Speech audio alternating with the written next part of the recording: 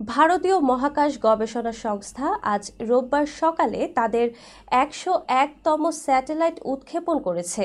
তবে উৎক্ষেপণের ১ মিনিটের মধ্যে যান্ত্রিক ত্রুটি দেখা দেয়ায় সেটি মাঝ আকাশে ধ্বংস করা হয়েছে। ভারতীয় সংবাদ মাধ্যম এনডিটিভি এক প্রতিবেদনে এসব তথ্য জানিয়েছে। ইসরোর কর্মকর্তারা জানান, আজ রোববার ভোর ৫টা ৫৯ মিনিটে অন্ধ্রপ্রদেশের শ্রীহরিকোটার সতীশ ধাওয়ান স্পেস সেন্টার থেকে US-09 নিয়ে রওনা দেয় PSLV C-61 মহাকাশযান। উৎক্ষেপণ সফল হলেও মিশনের তৃতীয় ধাপে গিয়ে যান্ত্রিক ত্রুটি দেখা দেয়। এরপর সঙ্গে সঙ্গে অভিযান বাতিল করতে বাধ্য হয় ইসরো। আজ সকাল থেকে ইসরোর কার্যক্রম সরাসরি সম্প্রচার করা হচ্ছিল। ওই লাইভ অনুষ্ঠানে প্রধান ভি নারায়ণ বলেন, ইসরোর মহাকাশ অভিযান ব্যর্থ হয়েছে। পরে সামাজিক যোগাযোগ মাধ্যমে দেয়া বিবৃতিতে ইসরো বলে, আজ ১০১তম মিশন শুরু করা হয়েছিল।